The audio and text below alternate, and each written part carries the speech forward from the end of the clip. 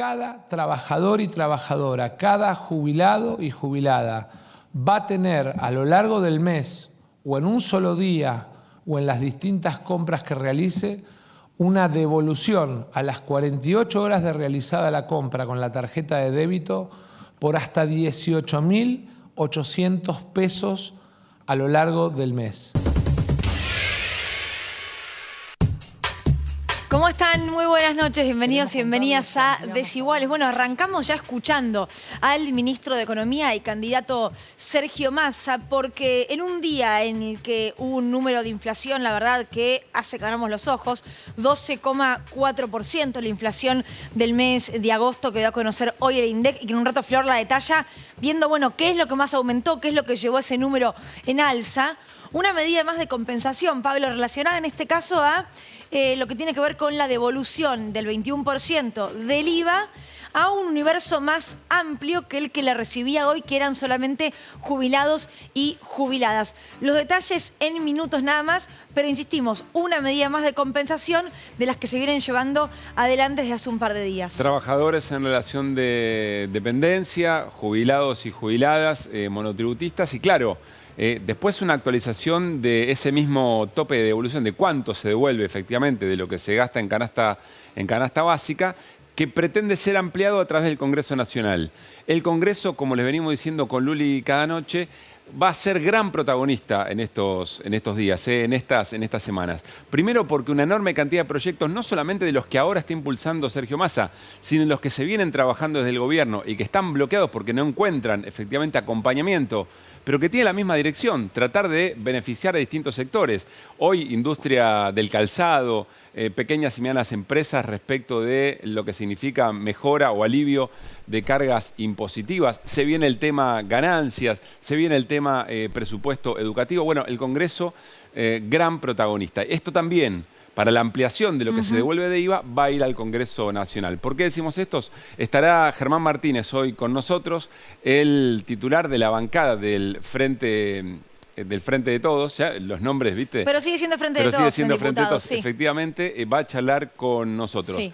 De hecho, hoy anunció Sergio Massa a través de su cuenta de Twitter que mañana a las 11 de la mañana se empieza a discutir en comisión el tema del impuesto a las ganancias. Lo podemos compartir en este tuit, o de esta manera lo presentaba hoy efectivamente el ministro de Economía.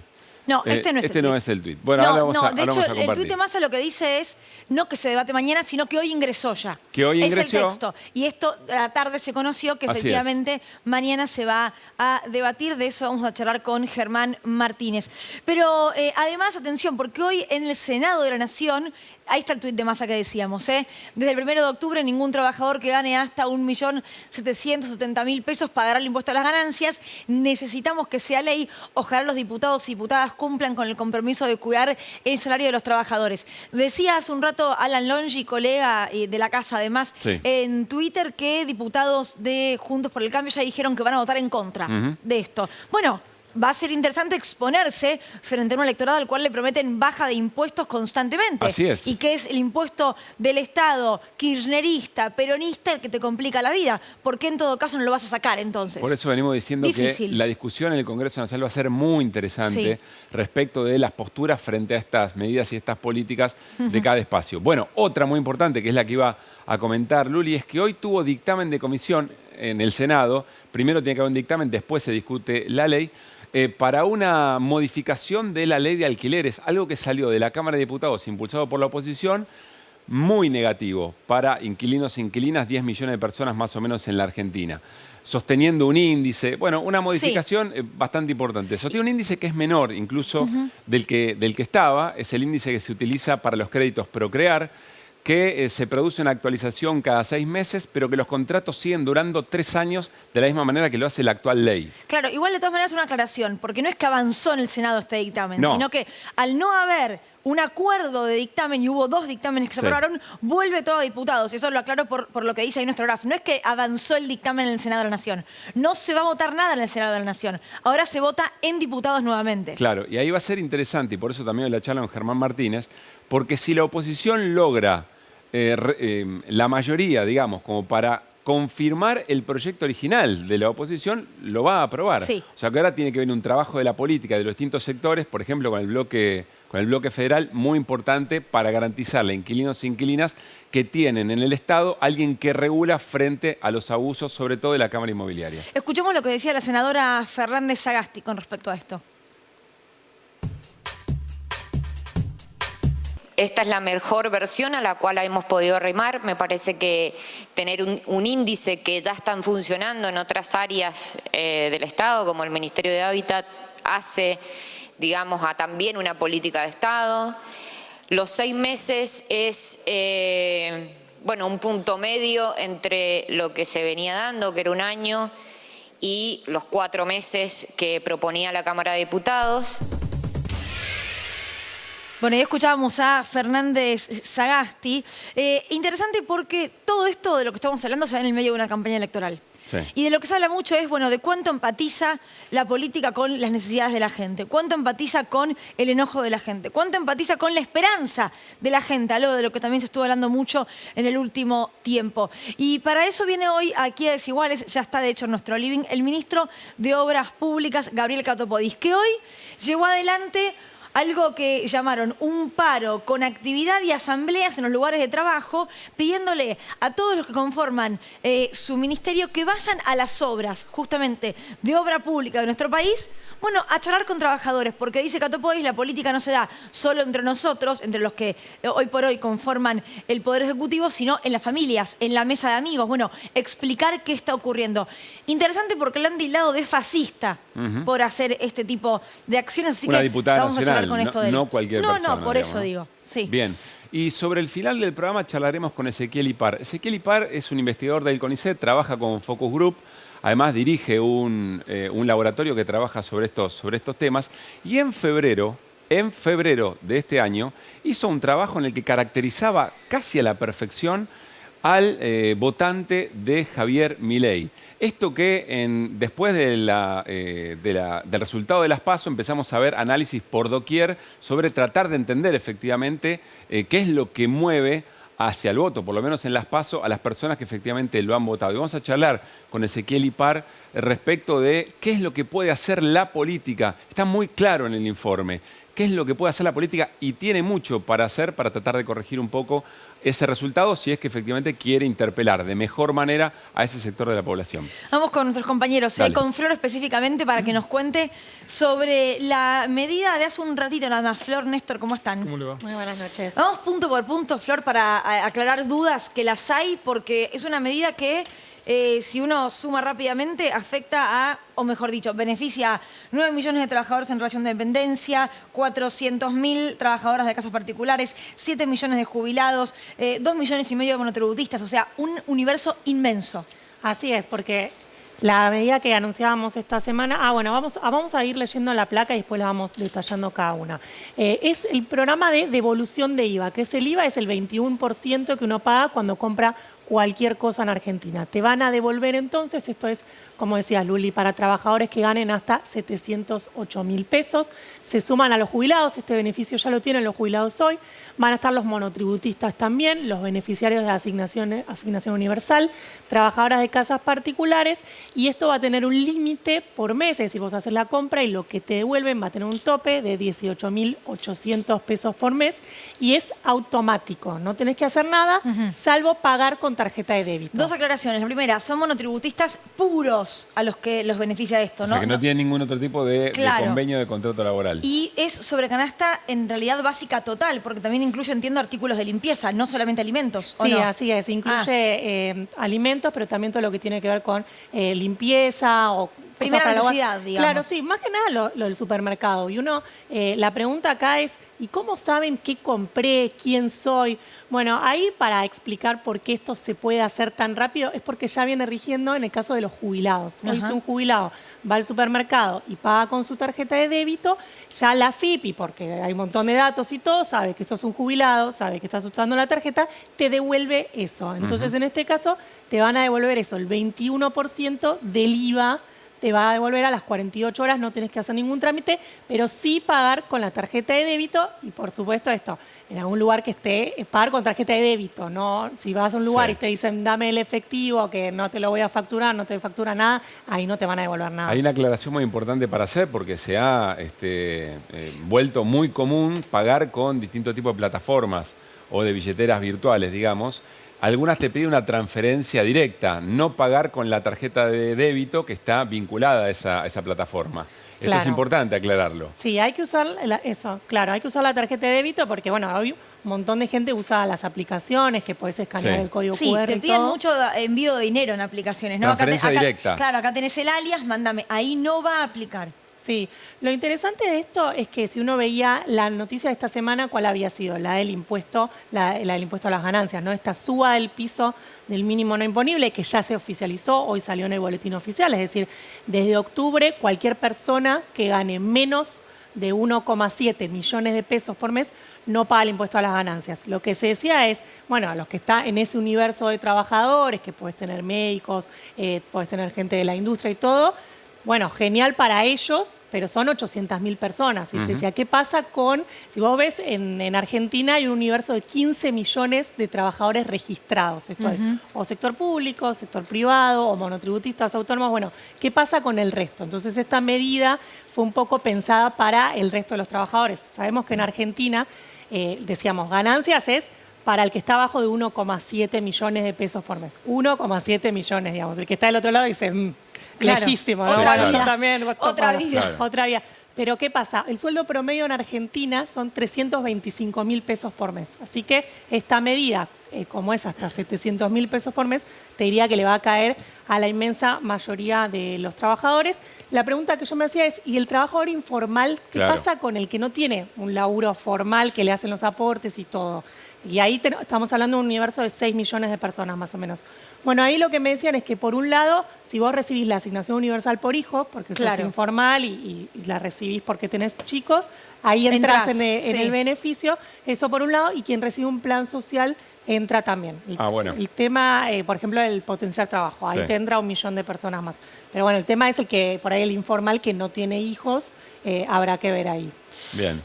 Bueno, una medida interesante. Hay un universo igual todavía que sigue sin tener ningún tipo de beneficio o alivio, que es el de autónomos dentro de trabajadores, ¿no? Ahí tenés, como decíamos, en el universo de trabajadores registrados, vos tenés los que están en relación de dependencia, sector público o sector privado, y después tenés los no asalariados, que ahí tenés los monotributistas y los autónomos.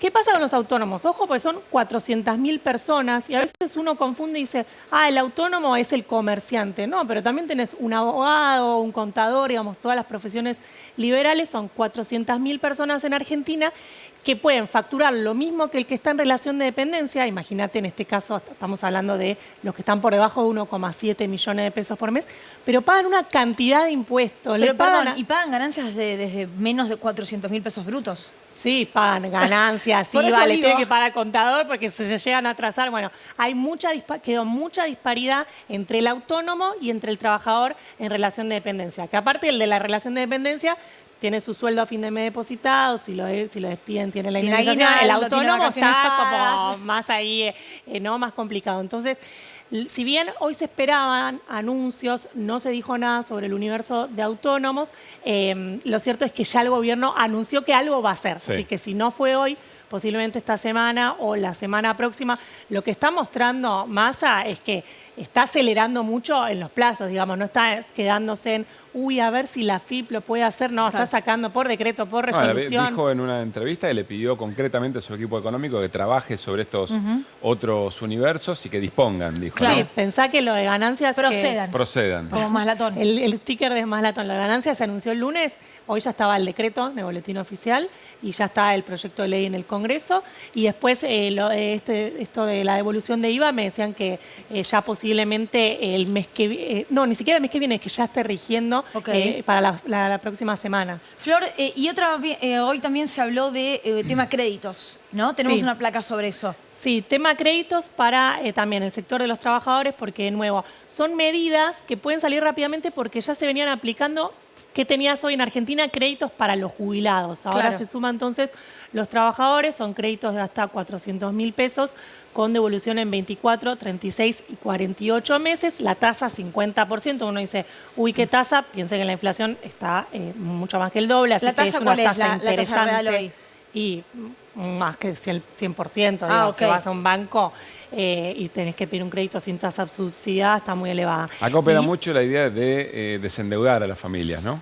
Sí, por un lado desendeudar y por otro lado lo que se está diciendo mucho del Ministerio de Economía es esto de seguir promoviendo el consumo y la actividad.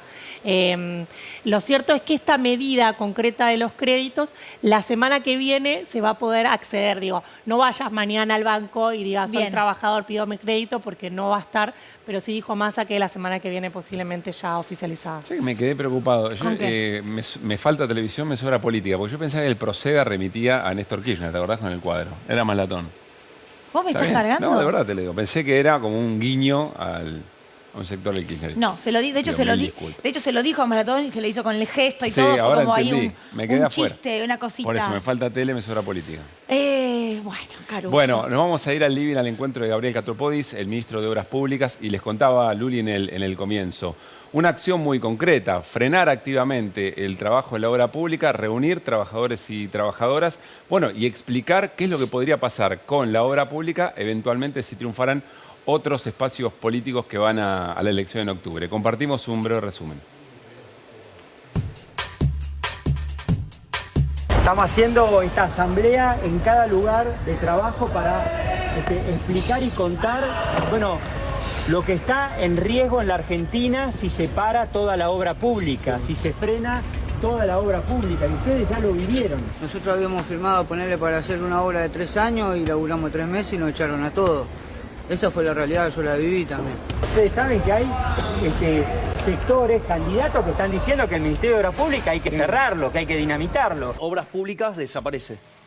Lo que va a haber es un Ministerio de Infraestructura que va a implementar las obras con el sistema de iniciativa privada a la chilena para que, digamos, la obra la pague el que la usa.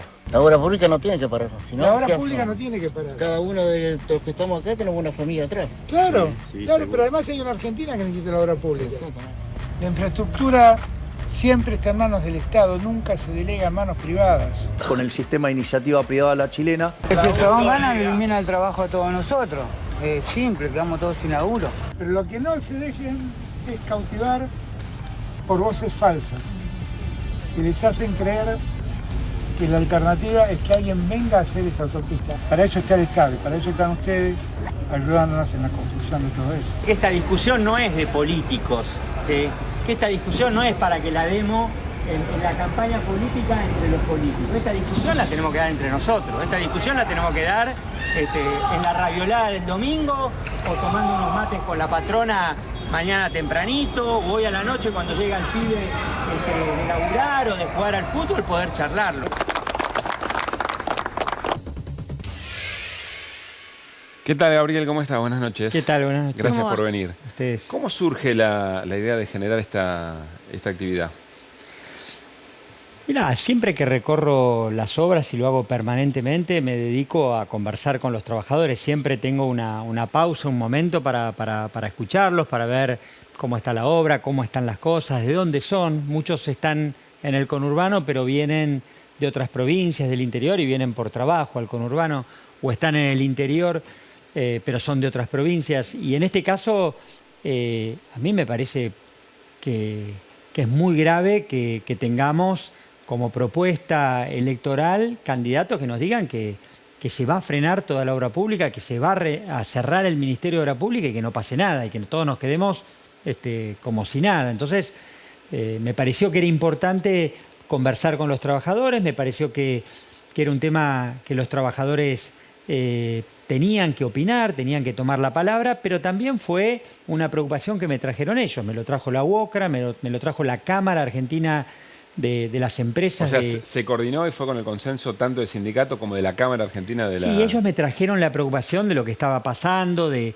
estas propuestas, del horizonte hacia adelante, de candidatos que, insisto, están planteando que no hace falta seguir haciendo universidades, hospitales, rutas, viviendas en la Argentina. Y sobre esa preocupación me pareció que era importante generar ¿qué cosa? Bueno, durante 30 minutos poder conversar en cada obra, en cada obrador, en cada ruta, en cada universidad y escuchar a los trabajadores y también transmitirles, bueno, la reafirmación de que nosotros no nos vamos a quedar de brazos cruzados y que vamos a defender a los trabajadores, a las empresas de la construcción y también a la obra pública en Argentina. Ahora, Gabriel, ¿qué te dicen los trabajadores? Porque nadie les pregunta a quién votaste o a quién no votaste en estas charlas, sino que es un diálogo de ida y vuelta entre ciudadanos. ¿Qué te dicen? Hay angustia, hay preocupación por escuchar esos comentarios, ya lo vivieron en el 2016, 2017, 2018. Todos vienen con 4 años de obra pública continuada o de obras en general continuadas, puede ser pública o privada, pero todos vienen de una obra los 6 meses atrás. Cuando terminan esa ruta, ese puente, ese acueducto, seguro que la empresa lo lleva a otro lado y eso le dio continuidad. Son 500.000 puestos de trabajo que hoy tiene el sector de la construcción, 500.000 familias, y por supuesto que hay cierta angustia y cierta preocupación. También es importante mencionar que las grandes potencias del mundo, hoy en la Argentina, China, Estados Unidos, Brasil, la Unión Europea, todas están lanzando planes de infraestructura que son de los más importantes en la historia de sus sociedades. Desde el Estado. Desde el Estado. Ahora, en este momento, es la obra pública y la infraestructura lo que definitivamente aparece como palanca, claro, para que las naciones se piensen en los próximos 20 años en clave de desarrollo. Pero viendo el mapa de colores, digamos, en las PASO, posiblemente muchos de estos laburantes vivan en barrios populares, del Gran Buenos Aires, o del interior del país, donde aún fue más fuerte el voto a Javier Milei, y tengan vecinos o familiares que han elegido este tipo de propuestas. Sí. Digo, ¿ahí hay un porqué o hay un creen que no lo va a hacer? No ahondamos hoy en eso, Ok. pero lo que me queda claro, si me preguntas a mí, de caminar las obras, pero también de caminar San Martín, de subir a los trenes, de estar en la calle todos los días, a mí me parece que la gente expresó un enojo, expresó una bronca, dijo con el voto que había cosas que necesitaba resolver mejor. ¿Esto te lo dicen cara a cara? Digo, Sí, yo voté a Milei claramente. por tal cosa. Sí, hay angustia, hay cierta defraudación, hay cierta preocupación o cierto enojo, y me parece que ahora están esperando una respuesta, y la respuesta del gobierno es lo que viene anunciando Sergio Massa todos los días. La respuesta del gobierno tiene que ser más rápida y mucho más firme. No hay dudas de que Sergio está tomando las primeras medidas de los próximos 4 años de su presidencia. Y aquellos que critican estas medidas que toma Sergio Massa, como Milei o como Bullrich, bueno, se van a tener que acostumbrar porque los próximos 4 años el peronismo va a tomar medidas todos los días para fortalecer el ingreso y para liquidar, frenar la inflación. Gabriel, ahora queremos preguntarte por las críticas respecto de la generación de las asambleas y demás, pero antes algo me parece importante. Milei plantea un esquema a la chilena de entregarle efectivamente al privado. Quiero preguntarte qué significa eso exactamente, si alguna vez se hizo y qué relación tiene con los PPP que implantó Macri. Sí, completo la consulta anterior. La verdad es que las asambleas salieron todas muy bien. Hubo intendentes, hubo delegados en todas las provincias, arriba de un puente, en un obrador, en una universidad. Son más de 6.700 obras que llevamos adelante. Terminamos 4.000, 3 por día. Y la verdad que fue un buen momento. Y no puede ser la preocupación si estuvimos 30 minutos conversando en una ruta con los trabajadores. La preocupación tiene que ser que esas familias pierden el laburo. Pero yo creo que no es el tiempo lo que se critica, y que para el sentido común puede aparecer como criticable, es que viene el jefe, digamos, viene la máxima referencia política del área que genera todas estas obras a bajarnos en línea política. Bueno, está a en Twitter, conversar. Carlos, otro es tuyo. Está en Twitter, Carla Caruso, a ver si podemos compartir lo que está ahí en pantalla, que dice: lo del ministro Catopodis es gravísimo. Fascismo explícito. Fuerte. Repudio absoluto a esta idea de paro activo en una decisión que concentra lo peor de la mala praxis de la dirigencia. Apropiación de lo público, abuso de poder, intimidación y coerción. También impunidad, no. Denuncia ya.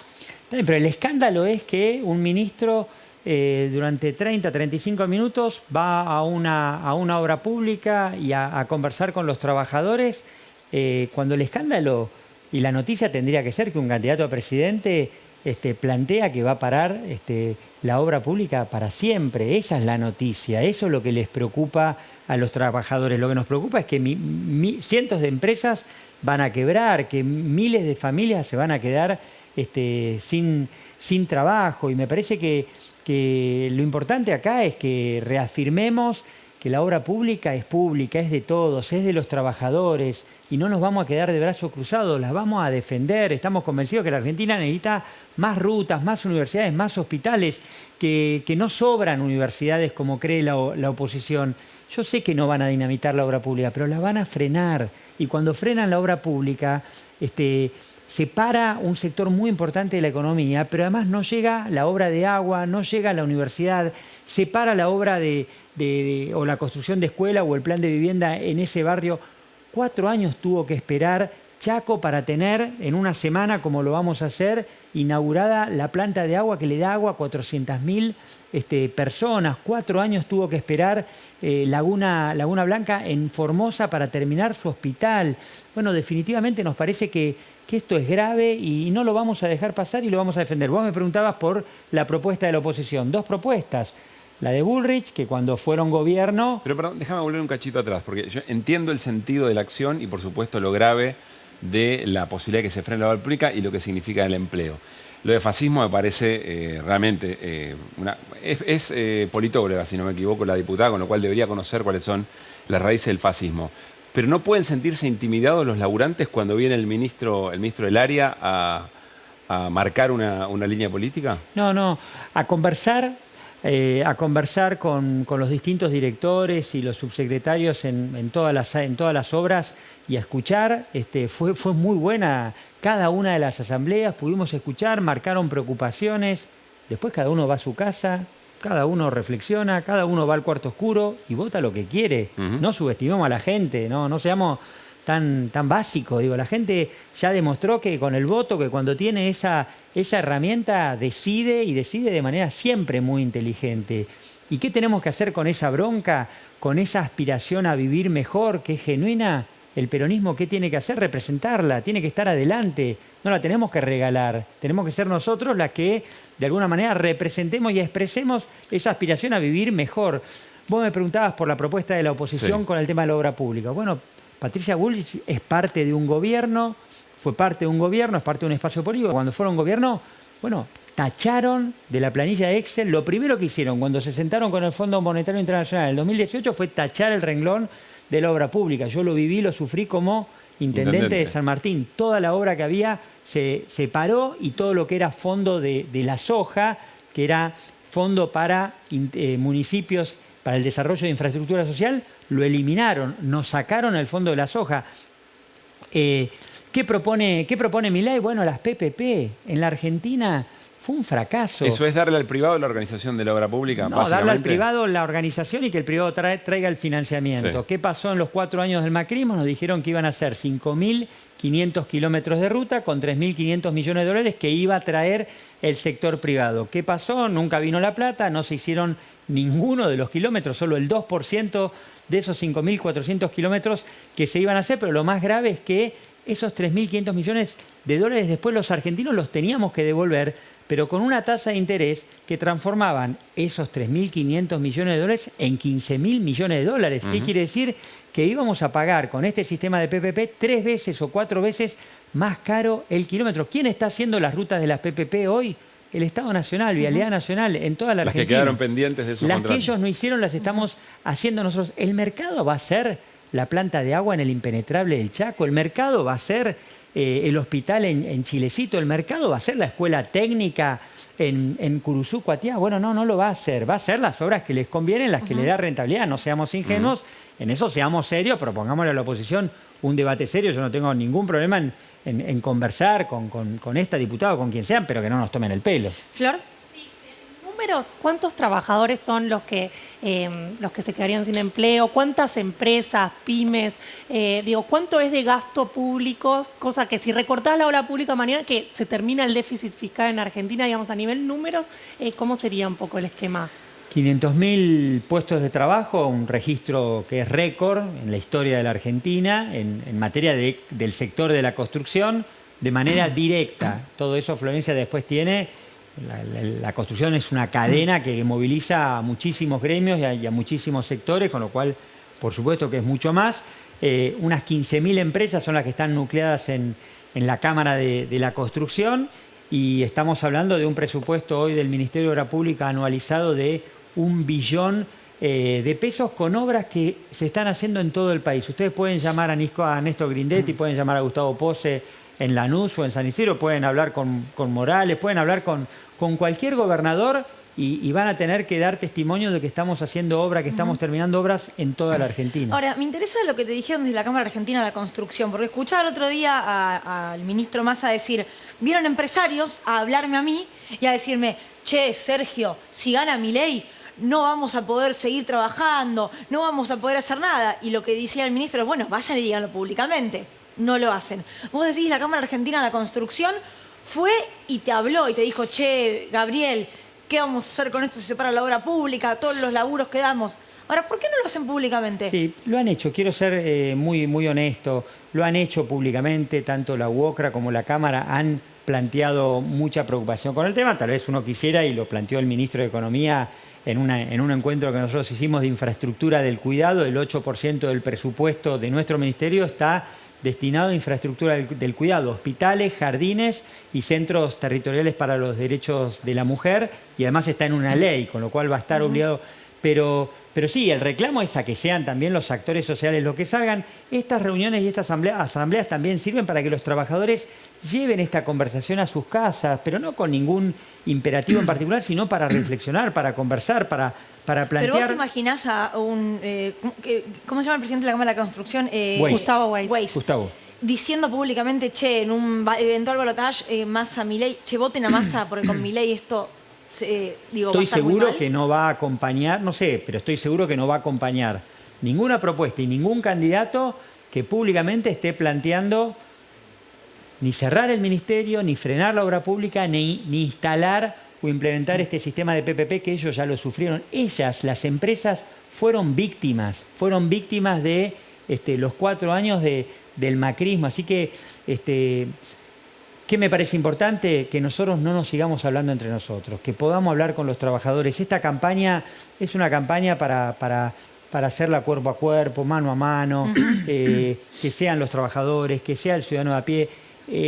El candidato hará lo que tenga que hacer y llegará donde tiene que llegar, pero cada uno tendremos que ir con nuestros motivos, sabiendo lo que está en juego. Y lo que está en juego es muy serio. Que la obra pública se frene en la Argentina significa que se paren las 170 obras que estamos haciendo en universidades, que se paren las más de 1.000 obras que permiten que hoy estemos llegando con agua y con cloacas a rincones realmente muy pobres de la Argentina. Es el Estado el que lleva esas obras y el que permite nivelar, igualar, y no hay dudas de que en la Argentina no hay lugar para más sacrificios. Es el Estado el que permite que esta cancha que siempre está medio inclinada se nivele. Y nosotros tenemos que entender que hay enojo, que hay cierto cansancio, pero también tendremos que decirle a ese votante que ahora se decide algo muy importante, se elige presidente. El país es algo muy serio para que lo resolvamos solamente en clave de enojo, de impaciencia, de cierta defraudación. Y la verdad que, como te decía, tenemos que hacernos cargo de ese enojo, poder representarlo y bienvenido que la sociedad esté discutiendo de las cosas que definen su futuro. Bienvenido que ustedes seguro, todos los que estamos acá, en las últimas semanas estuvimos en un asado o en una sobremesa hablando de política. En todos lados. Con mucha gente que nunca habla de política. ¿Dónde no se habla de política? Vamos al debate, vamos a la discusión. El peronismo tiene que dar esa discusión y la tenemos que dar en un obrador, en la calle, en la ruta, en una fábrica, en la universidad, en todos lados. Néstor. Sí, usted decía, ministro, recién que había recogido en esta experiencia del día de hoy la preocupación de los trabajadores que ante la paralización eventual de la obra pública se quedan sin trabajo, básicamente eso. Ahora, ese mismo trabajador tiene hoy una situación de angustia que tiene que ver con su salario, con que ese salario no le alcanza. Es un escenario casi, una tormenta casi perfecta en contra de los derechos de ese trabajador, porque ante la posibilidad de quedarse sin trabajo, lo lógico sería que aceptara cobrar incluso menos de lo que hoy cobra. es una tormenta perfecta en contra del derecho del trabajador. ¿Cómo se combate contra eso? Conversando. Esta es una campaña de conversación, es una campaña donde vamos a tener que persuadir, es una campaña donde vamos a tener que explicar que los problemas que tiene la Argentina los vamos a resolver mejor, más fuerte, más rápido, con una economía en marcha y generando empleo. Que la Argentina no necesita ajuste, necesita construir más universidades, que la Argentina y los argentinos no queremos más sacrificio, queremos que aquellos que pueden y tienen más espalda hagan un esfuerzo mayor. Y en todo caso, que todos los días vamos a tomar decisiones. Sergio va todos los días a tomar medidas que permitan que ese salario se vaya fortaleciendo. La inflación en la Argentina es un problema estructural, pero también es un problema que viene atado a una deuda que nosotros no tomamos. Lo dice Sergio todo el tiempo.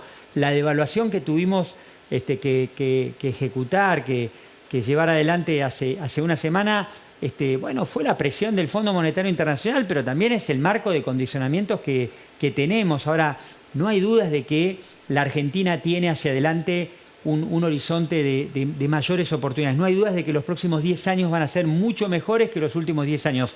Ahora, también es cierto que el ciudadano de a pie, el trabajador que estuvo hoy en esta asamblea, lo tiene que sentir ahora. Tiene que sentir ahora que empieza a ser parte, que las oportunidades de esa Argentina maravillosa que queremos contarles, se traduce en oportunidades concretas para cada uno y para cada uno. Yo le iba a preguntar si estas medidas que están tomando ahora eran suficientes, pero me arrepentí sobre la marcha y quiero preguntarle si no son tardías.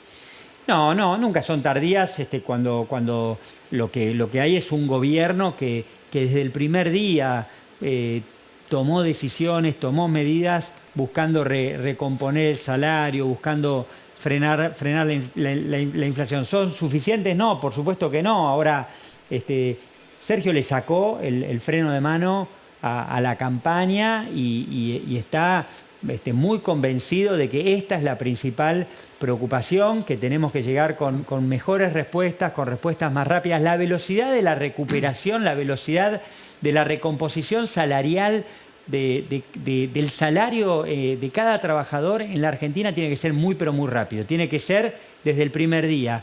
Tal es así que, insisto, estas son las primeras medidas de los próximos 4 años de Sergio Massa presidente. Gabriel, hace poquitos días Flor Barragán nos presentó en la plataforma de Javier Milei cosas bien detalladas, como para entender que no se trata de un eufemismo o una manera de decir. Creo que podemos compartir el apartado sobre la obra pública en concreto. Ahí lo tenemos allí en el wall, a ver si lo podemos poner a pleno. Sí, así lo compartimos. Si quieren, lo leo que lo tengo acá. Esto es la plataforma electoral de Javier Milei. No es un chiste, no es la carta a un restaurante, porque lo vamos a leer y va a llamar la atención. Dice, el primer esquema es la eliminación total de la obra pública estatal, reemplazándola por un esquema de iniciativa privada a la chilena, con way-outs a la peruana y esquema de incentivos a la suiza. Yo no sé si el ministro nos puede explicar qué significaría esto y por qué la obra pública sería, como funciona actualmente, sería mejor a esto. No, por eso lo dicen, lo escriben, no lo decimos nosotros, son ellos los ¿Pero que... ¿Pero existe eso de a la chilena, a la peruana, a la suiza? A mí me dio hambre, ¿eh? No. A mí me acuerdo, sí, bueno, a esta hora todos pensamos en un ceviche y una suiza. No, es el modelo PPP que en cada uno de esos países tuvo alguna adaptación o condiciones muy particulares, pero el concepto siempre es el mismo, que es el sector privado el que desarrolla la obra pública. Esa obra pública, para que la desarrolle el privado, tiene que tener rentabilidad, y para que tenga rentabilidad tiene que haber un peaje o tiene que haber un canon. Bueno, insisto, ningún sector privado, ninguna empresa privada va a ser la planta de agua que no le signifique un negocio, digamos. Claro, que no le signifique o un reintegro. Se pasa con un montón de cosas, con la salud pasa fundamentalmente también, ¿no? Ahora, esta preocupación no solamente es de laburantes, de empresarios también, me imagino que es de quienes tienen responsabilidad territorial, gobernadores, intendentes. ¿Se pondrán un poquito más las pilas, como le dijo Sergio Massa aquí charlando con Luli? Bueno, me parece que Sergio alineó a la tropa en Tucumán. Nosotros no somos un rejunte de partidos provinciales, somos un partido a nivel nacional, es el peronismo tiene que ganar esta elección a la ofensiva. Massa les recordó eso a los gobernadores. No, me parece que se puso al frente, se puso en la punta de la mesa como corresponde en este momento y en este proceso a conducir. y a plantear que nos jugamos todo, que el riesgo es muy grande, que acá todos vamos a tener que redoblar el esfuerzo y que tenemos una oportunidad enorme. A la Argentina le sobra tela para ser un gran país y no vamos a admitir, como ellos plantean, que la Argentina está rota. No, la Argentina no está rota. Hay obra pública, estamos construyendo universidades, el sector PYME tiene hoy una capacidad instalada muy activa y muy fuerte, lo digo como vecino y como ciudadano de San Martín, una ciudad capital de la industria. Hay problemas, un montón. Ahora esos problemas los vamos a enfrentar, insisto, con una economía en marcha, apostando al trabajo y con obra pública. Cada vez que hay un gobierno peronista es garantía de consumo, de trabajo y de obra pública. Esa fue la llave con la que siempre que gobernó el peronismo pudo salir y pudo sacar a la Argentina de los escombros. Gracias por haber venido, Gracias, Gabriel. chicos. Un placer. Bueno, nos vamos a la mesa con Flor. Vamos a hablar de un número que se esperaba, pero viste que aunque las cosas se esperan, cuando ocurren, impactan. El impacto político del 12,4 de la inflación, Flor. Sí, así es. La inflación más alta de más de 30 años, 2 dígitos. Tremenda. Veníamos de una inflación del 6% en los últimos 2 meses, se duplicó de un mes a otro. Esto es solo agosto, 12,4%. Solo en un mes, como digo, hacía 30 años que no veíamos una inflación, o del 2002, mejor dicho, de 2 dígitos en un solo mes. Bueno, Sergio Massa dijo acá en Desiguales, agosto va a ser el peor mes de la economía argentina de los últimos 25 años. Sí, te digo más, porque para completar un poco los datos, y ahora me meto con qué podría llegar a pasar en septiembre. Claro, con la inercia que esto genera, además. Claro, ¿no? en lo que va del año, es decir, acumulado enero-agosto, tenés ya 80,2% de inflación, y en el interanual, es decir, qué pasó agosto contra agosto del año anterior, tenés 124,4%. ¿Qué puede pasar en adelante, según las consultoras? Que posiblemente vos tengas un septiembre súper inflacionario. Ahora también vamos a explicar a qué se debe esta inflación, ¿no? Que, digamos, la gente ya sabe lo que es la inflación, no hace falta que le expliquemos qué es, qué aumentó, ya lo ven todos los días, pero sí la causa que ahora vamos a detallar. Pero en septiembre lo que están previendo las consultoras es que después de la devaluación que hubo post-paso, hubo mucho congelamiento. Se congelaron las naftas, los medicamentos, los alimentos, o al menos si no se congelaron hubo esquemas de aumentos, no sé, del 5% mensual. Claro. Todo eso no llegó a percibirse tanto en agosto, entonces por eso tenés esta inflación recontra elevada, pero sí lo que dicen las consultoras es tal vez eso te modere un poco la inflación de septiembre. Ajá. Posiblemente esté en 2 dígitos otra vez septiembre, pero no más del 12,4%. Okay. ¿Por qué 2 dígitos? En realidad mi pregunta es esta. ¿Cuánto de todo esto tiene razones en términos de la devaluación, del cambio, la modificación del tipo de cambio? ¿Y cuánto la especulación también? Sí. Por un lado, ¿qué es lo que ya tenías? La inercia. Todos los meses una inflación muy elevada. Por otro lado, recordemos, antes de las elecciones primarias, ¿te acordás que el dólar paralelo pegaba saltos, que tenías la brecha cada vez mayor? Bueno, eso también te impactaba. Tuviste el impuesto que se le puso a las importaciones, este impuesto país, que hizo que todo lo que se importa también aumentó. Es decir, ya agosto se veía venir que ibas a tener una inflación más elevada de lo que ya venías teniendo. Pero no de 2 dígitos.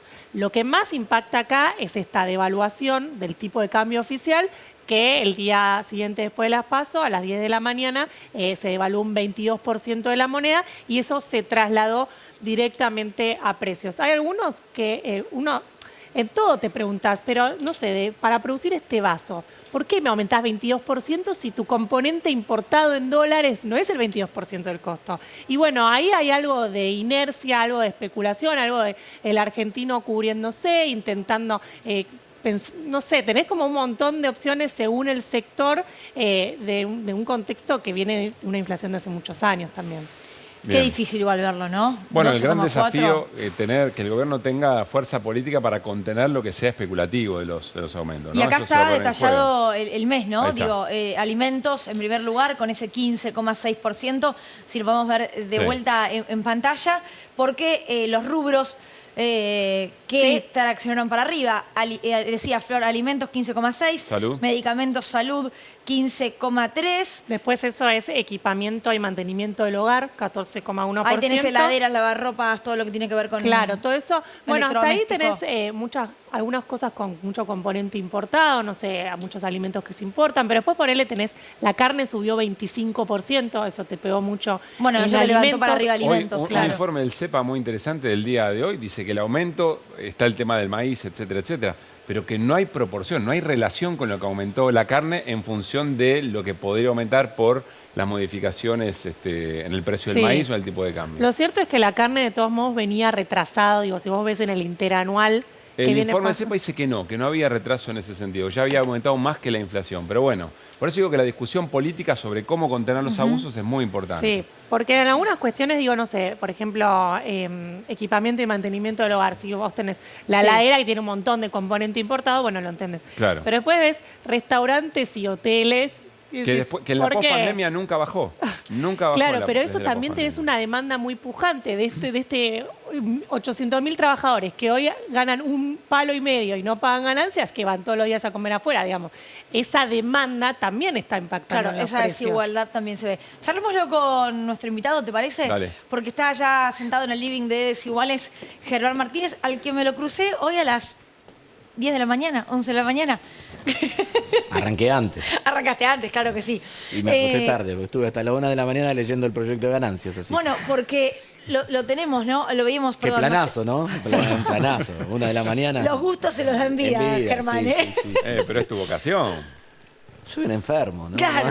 No Yo me está acuerdo, bien. No está bien. el día que Germán Martínez asume la presidencia de la bancada, habíamos charlado hacía poco aquí, no me acuerdo. o charlamos inmediatamente y cómo iba a cambiar toda tu vida familiar, las dinámicas, pero te encanta. Bueno, pero no, eso hace muchos años que uno hace lo mismo, digamos, más allá de que ahora soy diputado, pero...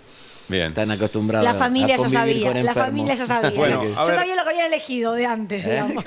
Sabía lo que habían elegido. Los pibes no. Los pibes no, ellos tienen que Lo acostumbrarse. decíamos en el arranque del programa que se vienen muchas las discusiones sobre las medidas que va tomando Sergio Massa, pero también que ya se han tomado antes en la gestión del gobierno, se van a discutir en el Congreso, se vienen discutiendo. Tema ganancias, mañana hay una primera reunión en la comisión, pero vean cómo se ha anticipado ya la oposición. Sí. El tuit de Mario Negri, que es uno de los referentes de la bancada de Juntos por el Cambio, dice: Juntos por el Cambio no acompañará el camino de Massa a la hiperinflación. El interbloque se reunió con el equipo económico de Patricia Bullrich y resolvió no votar las leyes irresponsables del ministro candidato, que terminarán de fundir al país y generarán más inflación. ¿Por qué dice esto sobre ganancias, Mario Negri? Me parece que lamentablemente lo que está respecto a esta mañana, a las 10 de la mañana cuando nos vimos, lamentablemente lo que está primando en ciertos sectores de la oposición es la lógica de la diferenciación política en tiempo electoral, en lugar de darse cuenta que detrás hay 800.000 trabajadores y trabajadoras y jubilados que se favorecen con el proyecto, y que además hay algo que se dice poco, que es 1 billón, con B larga, de pesos que vuelven al mercado interno en forma de consumo y de actividad económica, y que por lo tanto eso también tiene su correlato en el empleo. Entonces me parece que están leyendo esto exclusivamente en términos electoralistas, y lo que no se dan cuenta que detrás hay de mínima 1 millón de argentinos. Pero aparte no fue un proyecto de Mauricio Macri en su campaña Pero es 2015 y permanente, tiene que pero ver no. con reducción de impuestos, que incluso por ahí hay más rechazo a eso desde algunos sectores Acordate del que en el progresismo, 2021, kirchnerismo, que de Juntos por el En el Cambio. 2021 nos decían, y ellos que habían firmado un compromiso de campaña, que no iban a elevar ningún tipo de impuesto, ni iban a acompañar en la creación de uno. Bueno, acá lo estamos bajando y tampoco te acompañan, digamos, ¿no? Pero, digamos, este tipo de cosas están pasando, yo creo que lamentablemente, yo no sé si esa va a ser la posición final. ¿Por qué decís eso? Porque a mí me parece que lo que no están terminando de entender es la importancia que está teniendo este proyecto en el debate de la vida cotidiana de muchísimos argentinos y argentinas. Estoy convencido. Votantes de Mario Negri en Córdoba no opinan como él. O sea que si efectivamente votan en contra, tendrían un costo político. Pero, eso es lo que decís. pero más allá del costo político, nosotros representamos sectores de la sociedad, representamos ideas, representamos valores. Cuando se expresan de esa manera, ¿a quién están representando?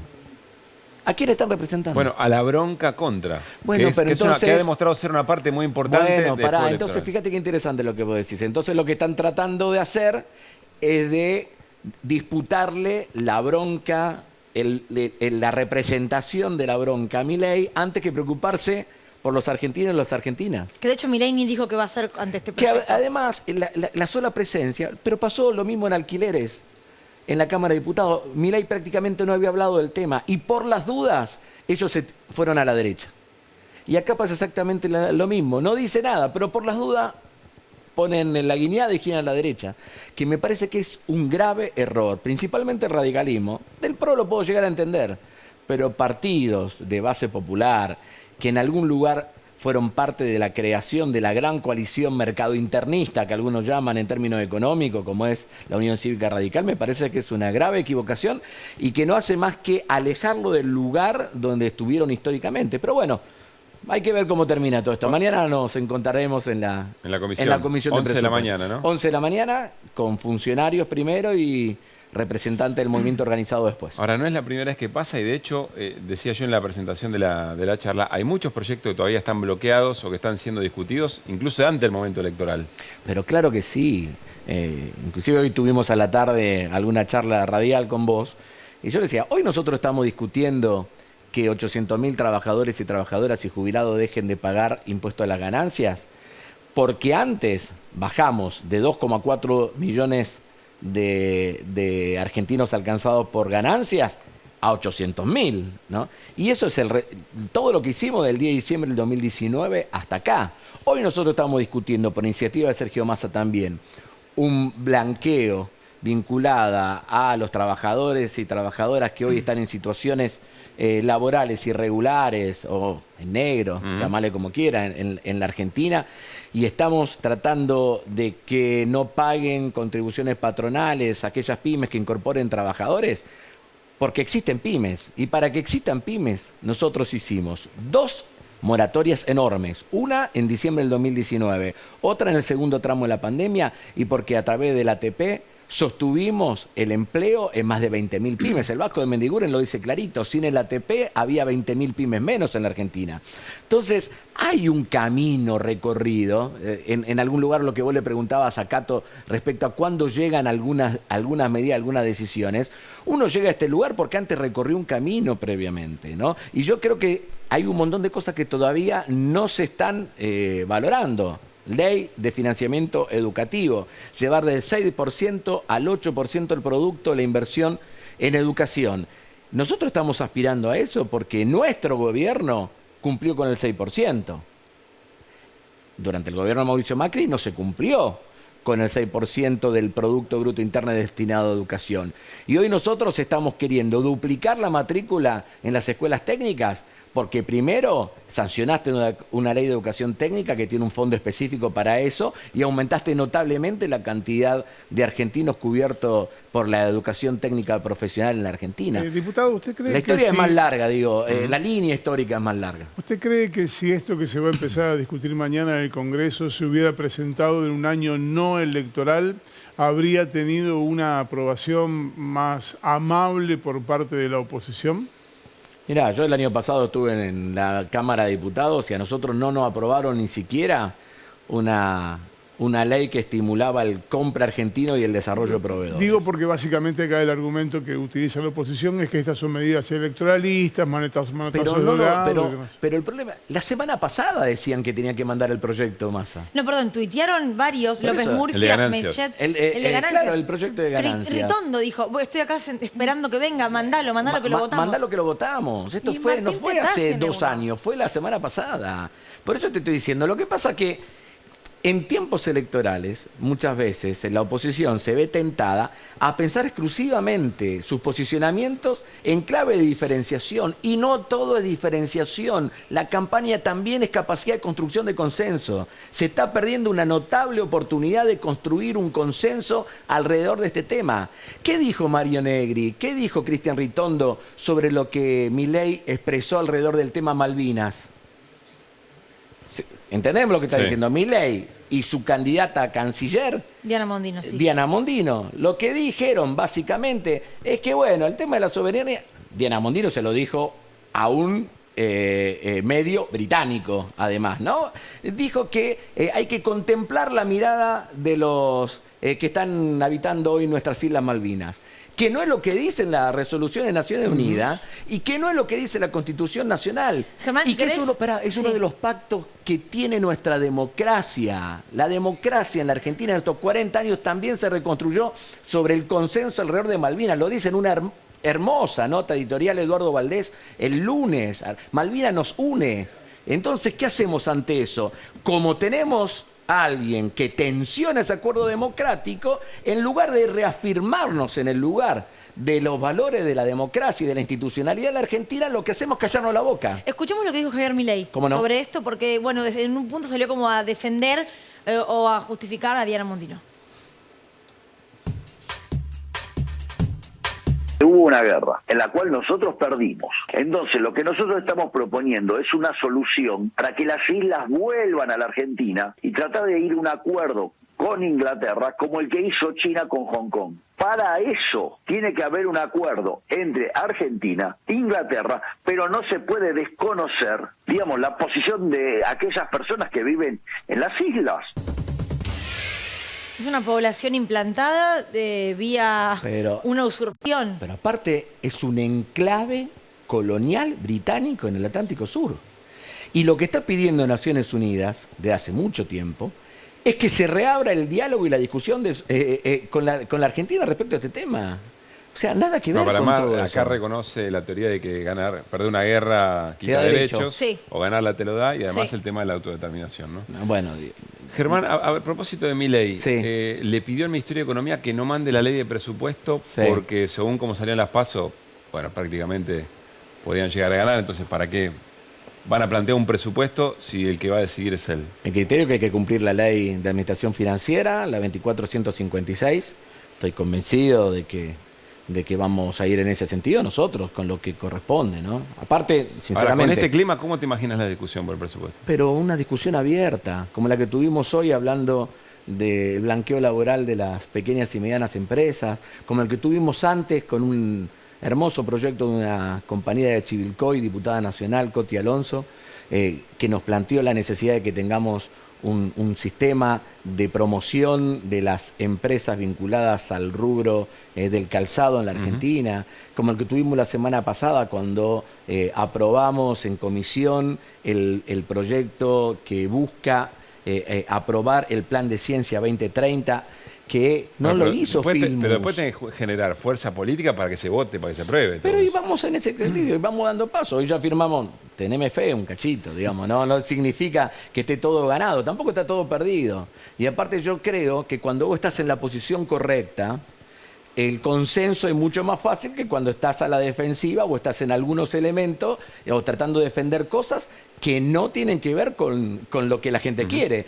Me parece que estos son temas que claramente, fíjate lo que anunció Massa hoy respecto al reintegro, hasta 18.800 pesos de IVA vinculado a producto de la canasta básica.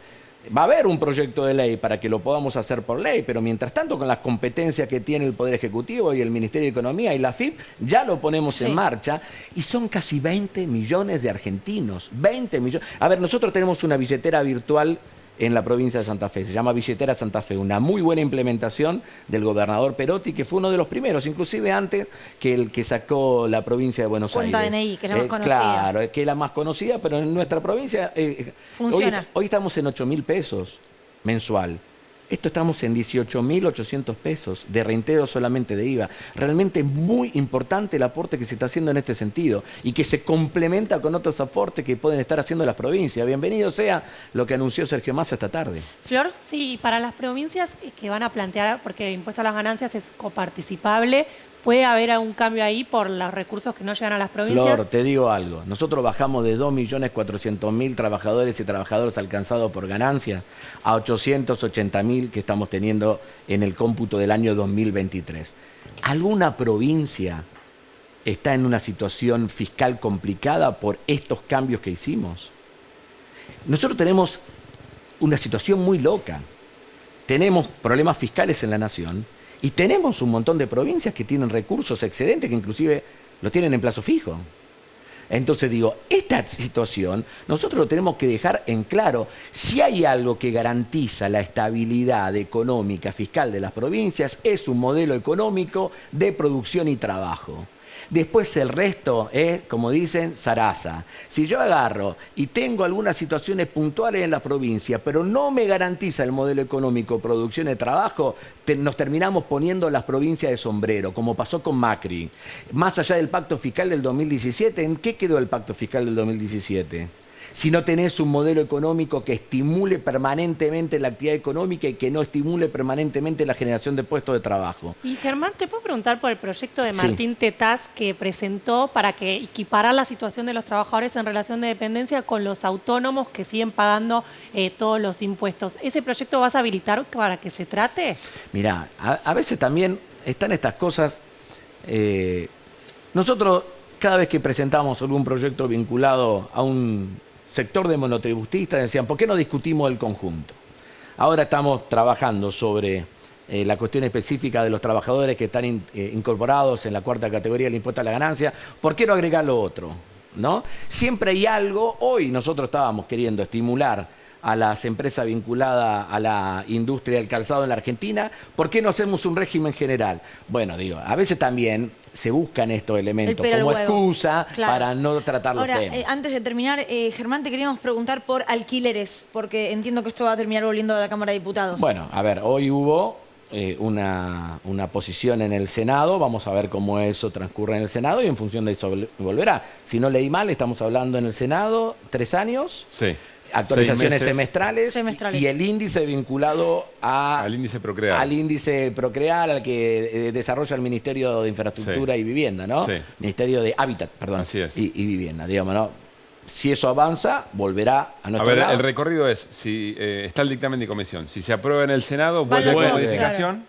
Vuelve. ¿Y qué mayoría necesita la oposición para refrendar el original? Una mayoría especial para refrendar lo que salió de diputados. ¿Y de cuánto sería eso? 2 tercios. 2 tercios. No importa si en Senado se modifica con mayoría simple. No. Para sostener el original se necesitan 2 tercios. Exactamente. 2 tercios. Bueno, importante. No, hay que juntarlo. Hay que juntarlos, claro. Hay que juntarlo. Germán, gracias, no, gracias a por ustedes. haber venido. No, por favor. Vamos al corte. Dale. Y al regresar charlamos con Ezequiel Ipar. Seguimos hablando de los votantes y las votantes de Javier Milei. Les puedo asegurar que en cada una de las charlas que tuvimos hasta acá, todas esas cosas Ezequiel Ipar las vio en febrero. Sí, no, de verdad. Que la Argentina estaba rota.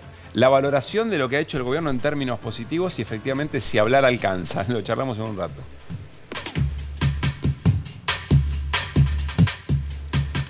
Bueno, muy bien, seguimos en Desiguales, estamos ya con Ezequiel Ipar, les decíamos, es investigador del CONICET y además dirige el Laboratorio de Estudios sobre Democracia y Autoritarismo y realizó un trabajo sobre los y las votantes de Javier Milei, trabaja mucho con Focus Group, es decir, lo cualitativo, se sienta y discute con personas que en este caso son votantes o simpatizantes de Javier Milei. Y en febrero hizo una radiografía que con Lucila nos mirábamos y decíamos, che, pero esto no se tuvo en cuenta porque da muestras de lo que efectivamente hoy ocurre. ¿Cómo estás, Ezequiel? ¿Qué tal? Bienvenido. Igual quiero aclarar una cosa, a ver si estoy en lo correcto. No era con votantes de Javier Milei, era con jóvenes y adultos del AMBA y del interior en una situación precaria laboralmente que ustedes no sabían en realidad a quién votaba. Muy bien la ¿o aclaración. no? Ahí había 3 grupos, había algunos que sabíamos que potencialmente iban a votar a Milei, o sea que había como ahí una muestra que ya había un interés específico. Sí. Después hicimos un trabajo con un grupo de jóvenes que a mí me interesaba, son esos jóvenes que se anotan en el programa Argentina Programa, Ajá. que los pensamos porque eran jóvenes que entendíamos que iban a estar viviendo la experiencia que todos los jóvenes, bronca, frustración o en el futuro, pero se habían anotado en un programa que los conectaba con el futuro. Entonces nos interesaba escuchar qué pasaba con jóvenes que están mal, pero conectan con alguna expectativa de futuro anotándose en este tipo de programas.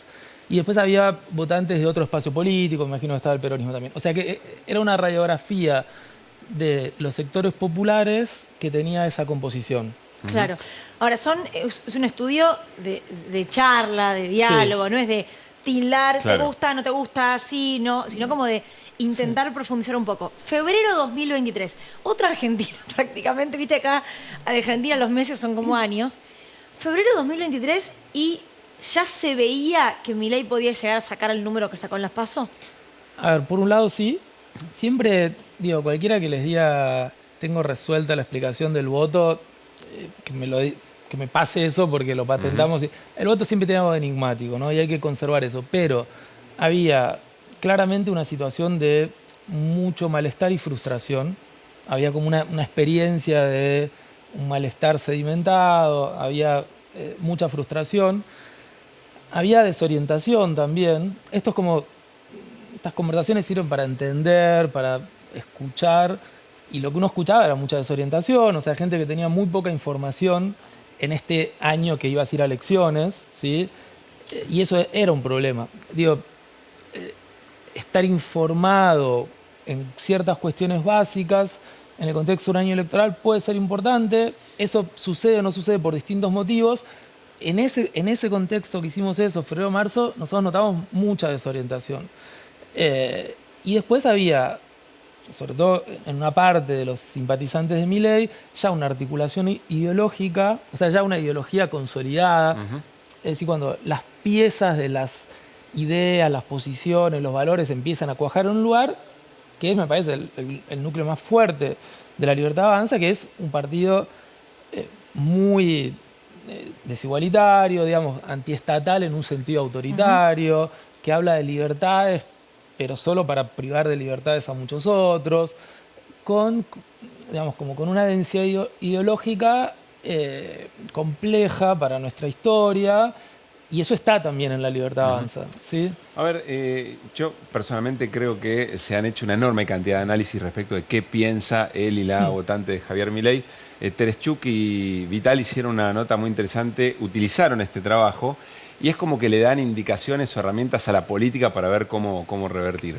Aparecieron muchas cosas de lo que ustedes plantean en el trabajo en esta charla de hoy. Por ejemplo, Catopois habló de una Argentina rota. Sí. ¿Por qué para ustedes era importante el concepto de un país roto?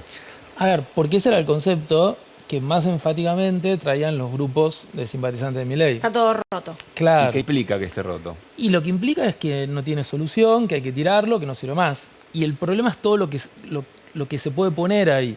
Porque esto es una expresión, es una palabra, es una metáfora, ¿sí? Que vos la ves correr en la ciudadanía por distintos motivos.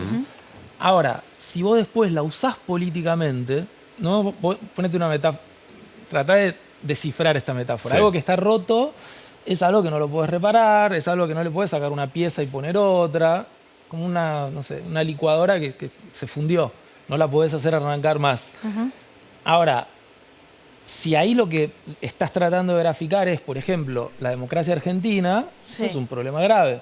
Si ahí lo que estás tratando de poner es el sistema político de los 40 años, el sistema democrático argentino, es grave, porque decir que la democracia está rota, hay que tirarla y hay que reemplazarla por otra cosa, ¿qué es esa otra cosa? ¿Se entiende? Bueno, quiero que compartamos lo que dijo Patricia Bullrich en los últimos días. También habló de que está todo roto. No sé si leyó tu estudio o no, pero esto dijo la candidata de Juntos por el Cambio. ¿Me explicas lo de Kovatlov, que no lo entendí? ¿Qué es? Los argentinos estamos, porque me quiero incluir como argentina, con una angustia existencial terrible. Por un lado la educación, tenés por otro lado la salud, tenés por otro lado la seguridad, por otro lado la economía, y en definitiva la persona como tal, la persona nunca está en el centro de las preocupaciones. Santiago va a ayudar a aquellos que trabajen en las áreas, ¿no? Es decir, va a ayudar a pensar a las personas para reconstruir la destrucción, el llanto, el llorar permanente de los argentinos. Queremos avisar que la edición que hizo Desiguales de esto la ayuda a Patricia Bullrich, porque de corrido 3 minutos será bastante más fulero. ¿Qué ves cuando la ves a Bullrich? ¿O qué entendés de esto? Lo que pude entender, y yo sí le escuché la metáfora esa donde la usa explícitamente de estamos rotos. A ver, es por un lado una candidata presidente, digamos, aparte ella tuvo funciones de gobierno, etcétera, que haga este tipo de diagnóstico desesperado, digamos, completamente sombrío, es raro, digamos, porque me parece que tendría que haber antes una serie de hacerse cargo, tomar responsabilidad, explicarle a la sociedad en todo caso qué es lo que ella está diagnosticando que está tan devastadoramente mal. Ahora, después, políticamente, que era lo que charlábamos antes, es un cóctel delicado porque vos estás conjugando una experiencia subjetiva que es esto de crisis, de experiencia de fractura, como de cuando las cosas no te salen, hay frustración, ¿viste? Cuando las cosas no te salen. Pero después hay muchas oportunidades frente a esa experiencia. Volver a intentar, hacerlo mejor, elegir otros candidatos, elegir otro, ¿no? Volver a pensar, volver a discutir con la sociedad una propuesta para mejorar. La metáfora del país está roto, yo te diría que hoy solo le conviene a las expresiones de extrema derecha, a las expresiones radicalizadas que pululan en distintos países del mundo. Y la estrategia, te digo que es muy parecida. O sea, la estrategia de Trump fue parecida, la estrategia de Bolsonaro es la misma. Por eso vos vas a esta especie de resurrección posapocalíptica, pero porque primero querés hundir a la sociedad en un apocalipsis. Eso me parece peligroso. Si se parte de una sensación o de un estado de ánimo, y Milei encarna un poco eso, ¿sirve explicar o cuál es el lugar que le das a la política argumentando y conversando ideas versus impresiones y sacudones? No haría solo eso, pero uno diría que una política sin argumentaciones, ¿qué sería? ¿No? Entonces me parece que aun cuando veamos como este fantasma de un político que toma la escena por cuestiones rimbombantes, por una cosa retórica, corporal, y también hay que decirlo, porque es una retórica violenta, no es una retórica poética, ¿sí? Es una retórica violenta, agresiva. Él copó la escena pública haciendo actos que me parece que, yo diría, la política, e inclusive los periodistas, no los terminaron de examinar bien. Yo los volvería a examinar. Actos de intolerancia, actos digamos, de mucha prepotencia, de no tolerar la voz de los otros. Entonces, un candidato a presidente que su modo de aparecer públicamente es no tolerar la voz de los otros. Eso me parece, digamos, peligroso. Frente a eso, yo no creo que la única alternativa sea hacer algo parecido pero con otra ideología. Yo sí creo que hay que buscar, ahora, por supuesto, argumentos inteligentes que encajen en los problemas de la sociedad. No es cierto que el único modo de encajar en los problemas de la sociedad es gritando. También es, bueno, ustedes lo tuvieron acá Topois, hay muchos políticos democráticos inteligentes que tienen algo para decir, tienen algo para debatir con la sociedad. Entonces me parece que ahí la argumentación tiene un papel, y en este contexto de este tipo de locura violenta, me parece que tiene un papel importante, no solo en los políticos, o sea, también en los periodistas, en los comunicadores, en la sociedad en general. Claro. Néstor. Recién cuando hablabas de esta idea de Argentina rota, usaste una metáfora que impresiona, la de la licuadora, que se fundió y que ya no sirve más. Si a esa licuadora le pones tierra y la mirás con ganas, de pronto tenés una maceta. Y si le metés una semilla, también podés tener una planta. Es decir, transformaste algo que estaba roto en algo que es útil. ¿Eso es Milei? ¿Eso ofrece Milei? No, yo la metáfora de la licuadora, te digo muy sinceramente el desafío que nos pone delante. Digo, no olvidemos que estamos hablando de un partido de extrema derecha o de derecha radical que quiere asumir los cargos públicos más importantes. Para mí es un momento difícil y entiendo a la gente que lo vota. Claramente entiendo por qué se moviliza ahí un tipo de voto. Pero hacer ese salto al vacío, ese salto al vacío con estos indicios de intolerancia, prepotencia, propuestas políticas que son muy importantes, no sé, la política monetaria, por ejemplo, es bastante importante. Y vos tenés una propuesta que muchos dirigentes dicen que es disparatada, otros que la van a implementar. Digo, esa cosa caótica, digo, yo la comparo más con meter la mano dentro de la licuadora y apretar el botón, ¿sí? Me parece que eso es en este momento el salto al voto de Milei. Yo diría que todas las fuerzas democráticas tienen que hacer algo para ayudar a la sociedad a que no vote en esa situación donde pueda ya hacer una alternativa, porque la licuadora no funciona, meter la mano adentro y apretar el botón. Es cierto que Milei, con esa cosa que no seduce de meter la mano y apretar el botón, ha ganado las PASO, ha sacado la mayor cantidad. Con eso que no seduce, convenció a un montón de gente de que está bueno meter la licuadora y apretar el botón. Es que en parte seduce y en parte efectivamente hay gente que está votando con mucha desesperación, con esta posición de no hay alternativas, entonces me tiro al precipicio. Ahora, ¿hay posibilidad de un cambio de voto, crees vos, en ese tipo de personas? Porque lo que pienso de febrero acá es, pasó mucho tiempo, muchas voces se empezaron a conocer de equipos políticos, muchas propuestas se empezaron a explicar y a debatir con mucha más profundidad. Se lo dejó de tomar como, bueno, va a salir tercero, es gracioso, sino como, che, esto es en serio. Y hay personas, entiendo yo, hasta más comprometidas para que esto no ocurra. ¿Vos ves posibilidad de algún cambio de voto? Sí, por dos motivos. Primero porque efectivamente hay un voto que llega, como esto que yo decía, desconcertado. Y desconcertado es con muchas dudas, con preguntas, hay un interés. Hoy hay una antipolítica rara, que es como una antipolítica pero que le demanda a los políticos.